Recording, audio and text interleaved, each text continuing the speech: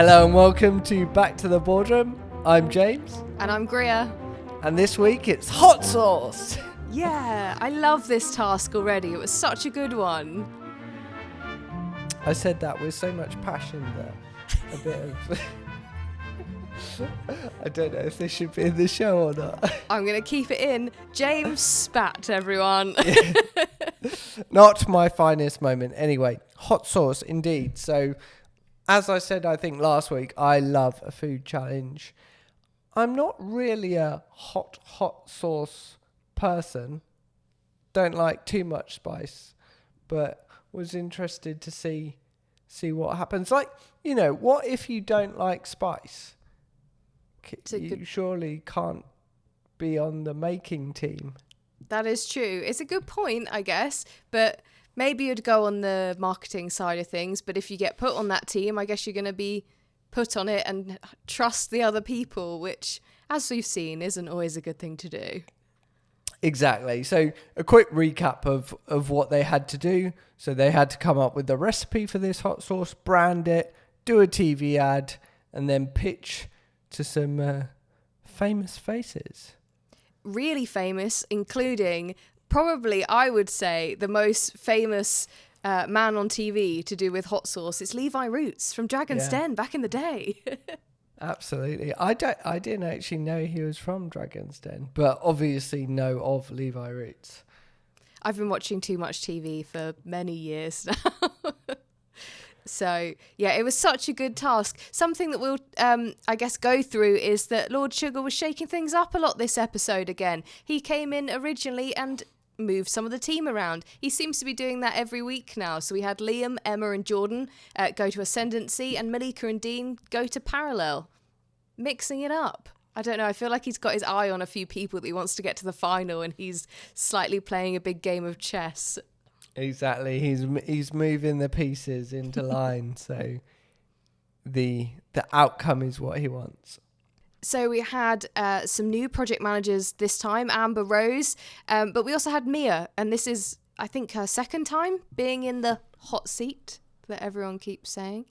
Was it her third time? I feel like Mia's been a project manager a lot. She's quite good at leading the team, and anytime there's a food challenge she seems to be doing it. I couldn't remember if she was the project manager for the corporate away day task as well, because she did so well with that cooking. I couldn't remember if she was actually project manager, so 2 or 3, but she was definitely the one to go with.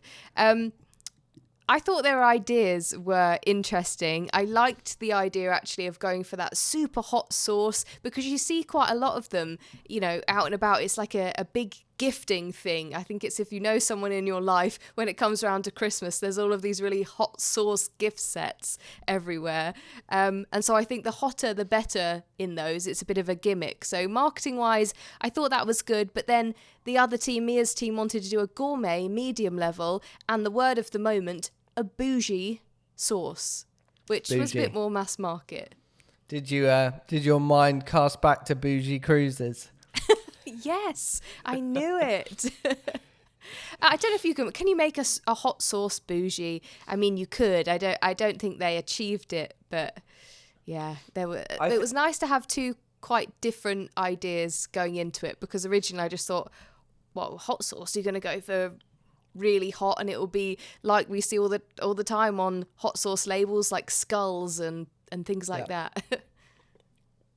Exactly. I think going for a gourmet one is always a big risk, because people expect it to be really high quality, and also a high quality, I guess, advert and branding to go with that.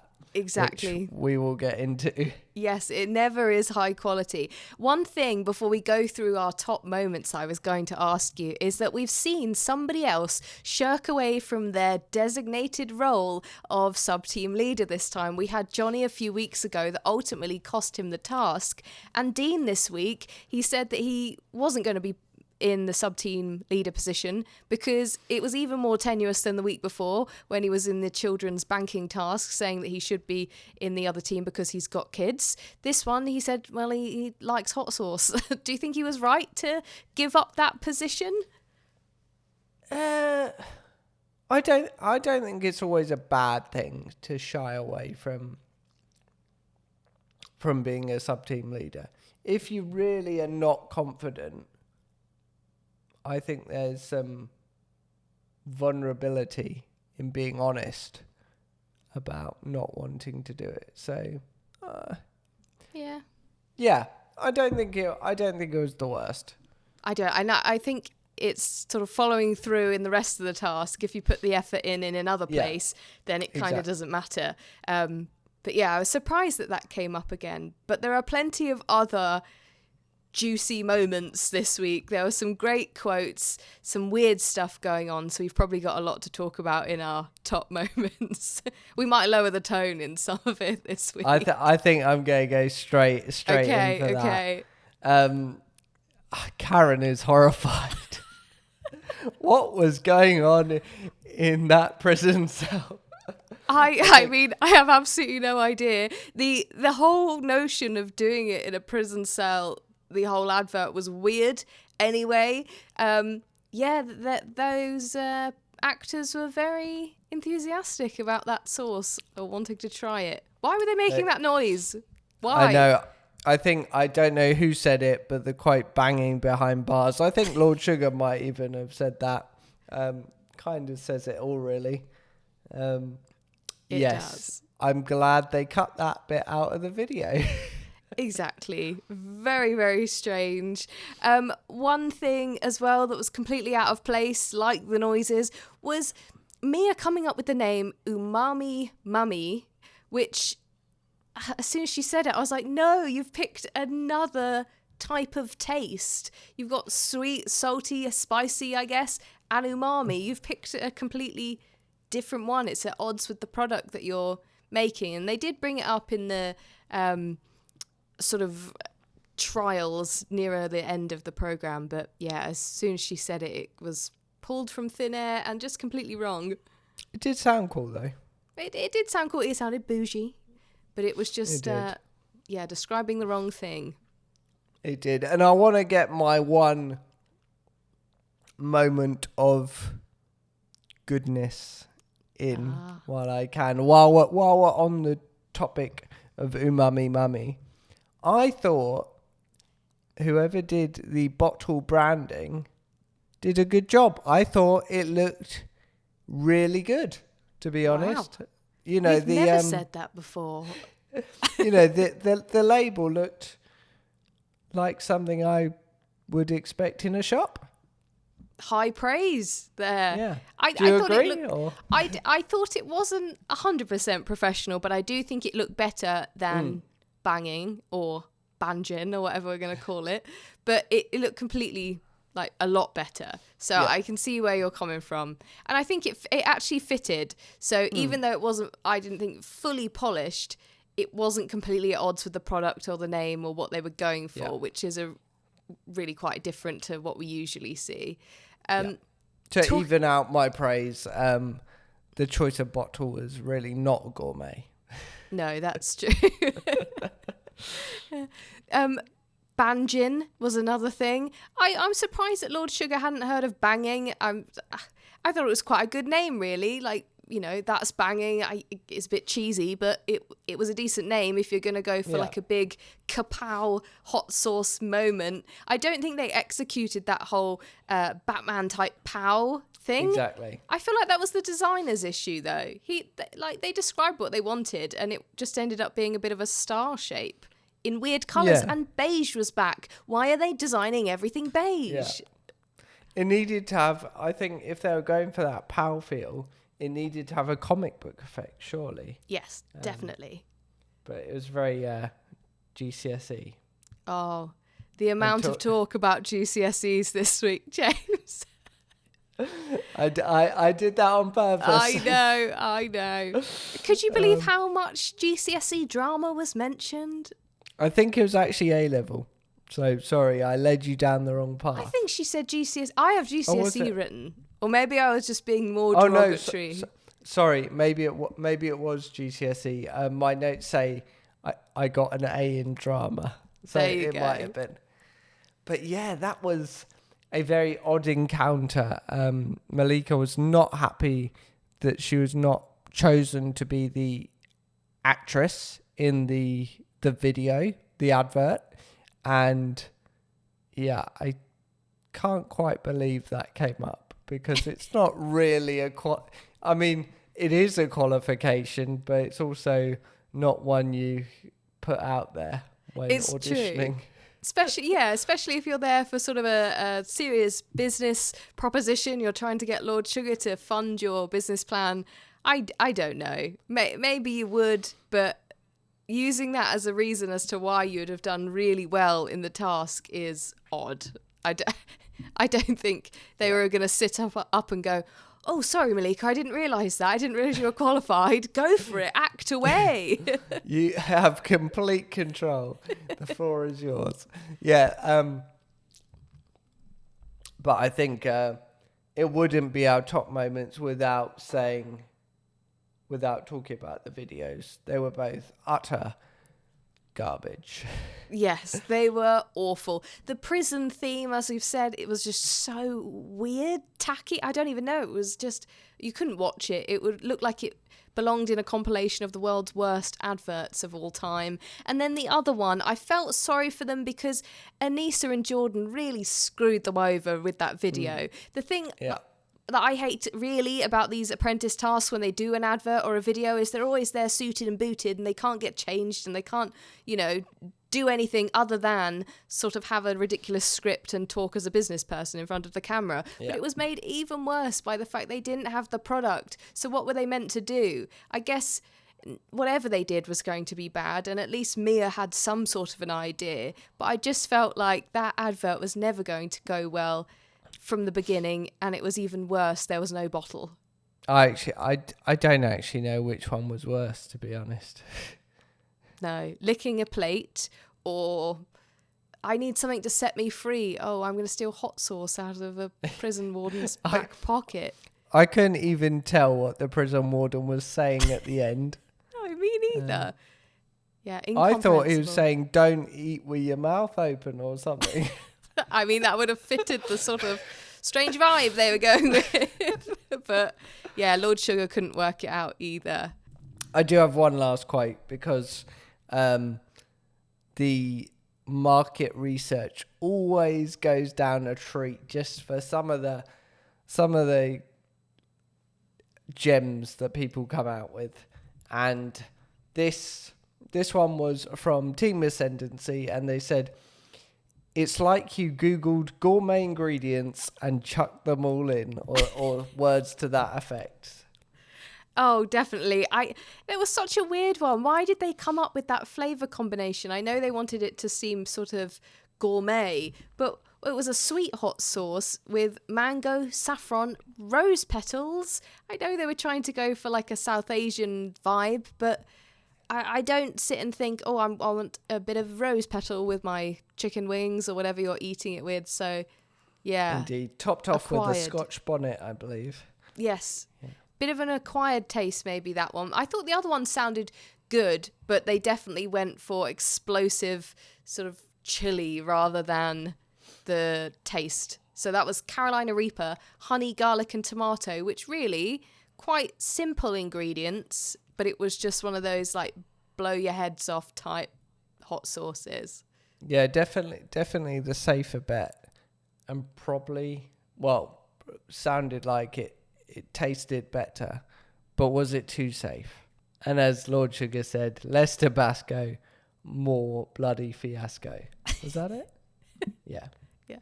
He has to add the bloody in there, doesn't he? Always. Now it's time for the elevator pitch, and this week we're doing something a little bit different because Lord Sugar has decided to shake things up with the format this week again. So, obviously we're going to come up with our own hot sauces and the flavours and our brand and what we'd like to do, but instead of the independent adjudicator who possibly has gone to bed right now, we are going to ask ChatGPT to give each other a random demographic for our hot sauce. Now, James, we have got the same prompt into ChatGPT, and we're both going to search it and give the other person the random demographic. Now, I'm a little bit scared in case this comes up with something completely wild, but I thought, let's make it completely fair, and it could be quite a fun one. I'm nervous. Okay, so as it's your idea, I guess you're going first. Oh, no. Okay. So, ChatGPT is thinking, and I've allowed it to give me 2 because they are quite interesting. Oh, no. So we should have 2 each. Okay, so you can choose one of them. Right. So ChatGPT has come up with 2 random demographics. So I gave it the prompt and then I asked it to literally just say, try another one. So you have to, you have 30 seconds to design a hot sauce for either retired librarians. What? Oh my gosh. Or 𝗕ecie 𝗿𝗚𝗍𝗏𝗏𝗔. What on earth? This is really hard. I hate myself. Why did I come up with this? Retired librarians? Your 30 seconds starts now. This is really awful. Retired librarians, I feel like it can't be too hot because they're older. They still want to live life and go on cruises, so you can't completely ruin their taste buds. So I think I would make it something a little bit interesting. Maybe it's inspired by a book, maybe some sort of famous classic literature, something like that. Could be called Sense and Sensibility or something. It's a very sensible hot sauce related to book themes and book characters. That was horrible. Oh my goodness, I'm going to change my prompt and say, give me 2 extra hard demographics. Wow. Retired librarians. If we had more time to think, we could come up with something excellent, but the panic of doing it in, immediately, 30 seconds. Okay. Are you on edge? I'm not looking forward to this after those 2 prompts that you got. I'm pushing go on ChatGPT. Is this the first one or the second one? Oh, both. Both are just horrendous. No, Okay. One of them is better than the other, I think. I don't know. They're weird. Right. Are you ready? ChatGPT has given you these 2 options and you need to choose one of them. Design a hot sauce for either retired motorcycle enthusiasts in the UK or young professionals working in the tech industry in South Korea. Choose which one you'd like to take on. So I'm going to choose young professionals working in the tech industry in South Korea. Okay, your time. Ready? Time starts now. Okay, so because it's techie, I would like to design something that has 2 parts to it and you mix it. Because someone techie would love that, right? And I'm going to butcher this, but I think it's on the tip of my tongue. It's like 𝗕𝗰𝗚𝗃 or something that is Korean. So that's going to be like a main flavor. It's got to be quite colorful, and the colors mix and become a different color. Because that's what happens when you mix. That is time. You are correct. That is what happens when you mix colors. What did I butcher the name, or is that correct? Oh, I know what you mean. I'm not sure how to pronounce it either. Hang on. I will search it. 𝗕𝗰𝗚𝗃? Yeah, that is it. It is savoury, sweet, and spicy. So Ooh. I feel like I was kind of correct. Yes, it's red, isn't it? It is a chili paste. So you actually managed to give a specific chili rather than panicking about the marketing for librarians. I like how we were both given retirees as a thing. Thank you, ChatGPT. I think maybe next time we'll go for our independent adjudicator. She does a much better job than AI. Who knows? Maybe she's running on AI. Ooh, conspiracy theory. Well, yes. There you go. 2 completely random elevator pitches for you to judge this week. Please let us know who you thought did the best and their idea worked the best for the hot sauces. Is it James? Is it me? Let us know at Back to the Boardroom on Instagram. Now let's go back to the boardroom, because the reactions this week from both of the teams and Lord Sugar were hysterical. They even laughed at the adverts, and Lord Sugar did his best to judge who had created the best hot sauce. Now, as we said, Lord Sugar's jokes in the boardroom were quite good this week, I thought. We've already had Tabasco and Fiasco. Excellent work there. He also did say that the prisoner advert was quite... I actually can't find the... Oh, yes. Lord Sugar thought that banging sounded quite right because it was like a late night channel. And also, he was quite brutal with... was it Liam? Yes. This was the bit I thought was hilarious. I've written down, do you have a girlfriend in real life? And they doubled down, even Karen. Karen got in there as well, yes. So taking someone to a fancy restaurant, serving chips and licking the plate. Yeah, that wouldn't do for Baroness Brody, would it? No, quite right. So it was a fun boardroom this week, lots of laughs. But I also thought it was interesting that Lord Sugar was trying to sort of choose who he thought was going to be the best hot sauce. It was a bit of a different one than we usually get. I was expecting like investments, but no, it was Lord Sugar's opinion.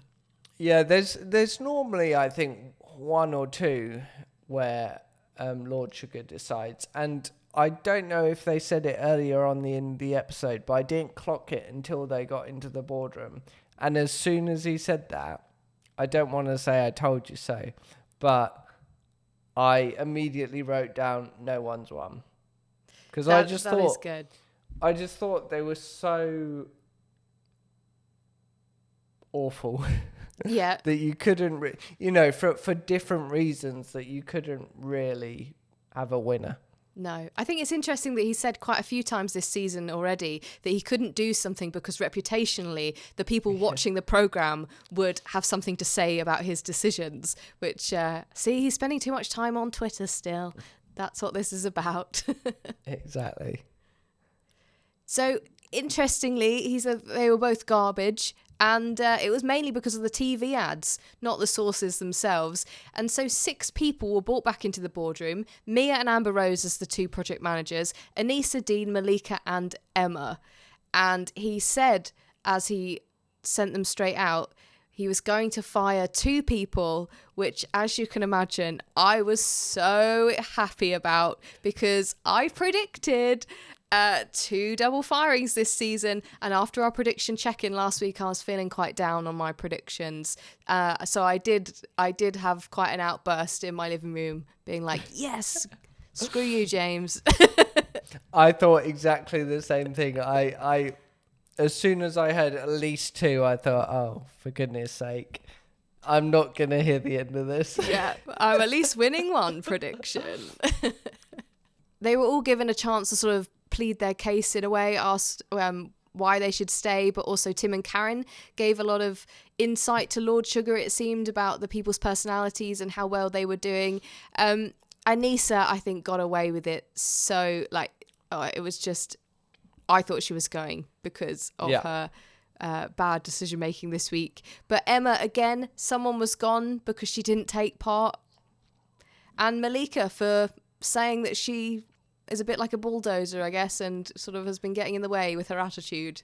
Exactly. So common themes, Malika and Nadia have been disruptors that have gone. Emma, Johnny have been maybe more passive. So it's really technical, because those are 2 ends of the spectrum, and you have to place yourself in the right zone, otherwise you're gone. Especially this season.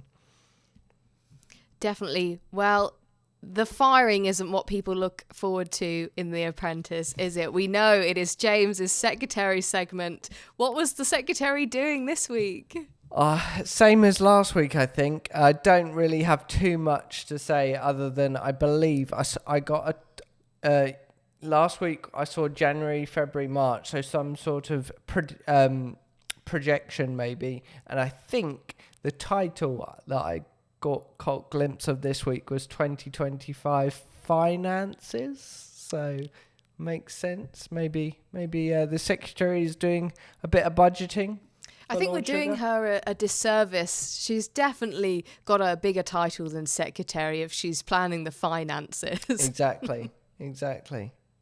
And just quickly, because there's not much to say on it, the treat. There is no treat. Obviously, automatically goes to the bottom.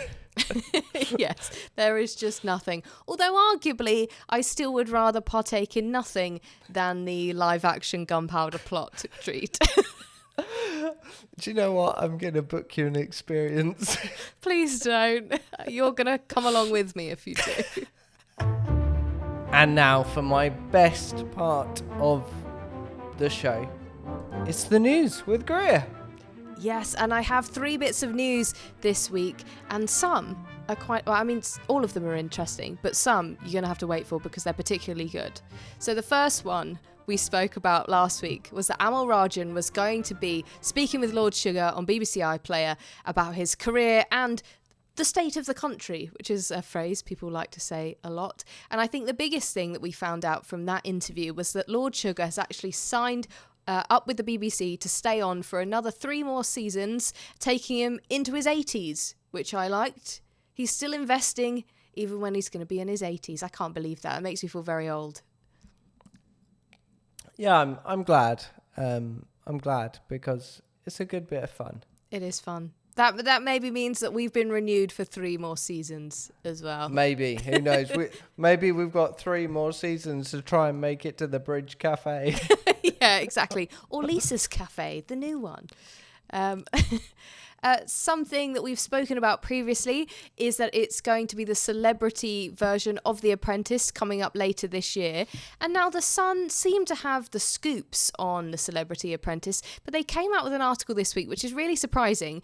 2 huge Hollywood A-listers and a pop superstar are joining Celebrity Apprentice for a surprise task. And that includes Olivia Colman, who is royalty, obviously, Oscar winning. Benedict Cumberbatch as well is going to be joining the special. And then also Robbie Williams, hot off his own film where he was a monkey. If you've seen Better Man, he will be featuring in a task as well. So actually, wow. I'm looking forward to this one. That's a pretty big lineup. It is. It's a good one. And something that I didn't know about, but if you've been watching The Apprentice for a while, you may remember these candidates. The winner of The Apprentice 2022, Harpreet, and fellow contestant that year, 𝗕𝗁𝗂𝗁𝗍, they have gotten married. An apprentice wedding has happened. I feel like I knew this. Maybe not the marriage part, but I feel like I knew there was a relationship in the works. Well, it has got to the next stage because they have recently gotten married, which I didn't even know they were together. So I think that's pretty cool. I wouldn't have thought, though, watching The Apprentice, you wouldn't find the love of your life in there. It's quite dog eat dog, a bit sort of scary going up against people, competitive, but who knows? They've obviously eyes met across the boardroom and they've gotten married. And one thing's for sure, they've got the dessert sorted. Yes, exactly. Now, I can't remember what 𝗕𝗁𝗂𝗋𝗍's business was or his plan was, but yeah, I'm going to have to do some more Googling. But I thought, wow, who knew? Maybe a few weeks ago, we spoke about that couple's business reality show that is starting. So maybe it's not as far-fetched as we were suggesting at the time, if love has been found on The Apprentice. There we go. Well, congrats to them. Exactly. That's all the news from me this week. Now we need to find out what has been happening since last year to the previous candidates. So, James, you have Where Are They Now? Who was fired this time last year? So, this time last year, we said goodbye to 𝗤𝗏, who is the founder of a luxury jewellery company. Now, what has 𝗤𝗏 been up to by the way of seeing through her Instagram? Well, I believe she's been visiting quite a lot of places. We have got heading off to Dubai, followed by back in London, then to Paris, appeared on a podcast, I don't know, in Paris or not, then off to Japan, South Korea,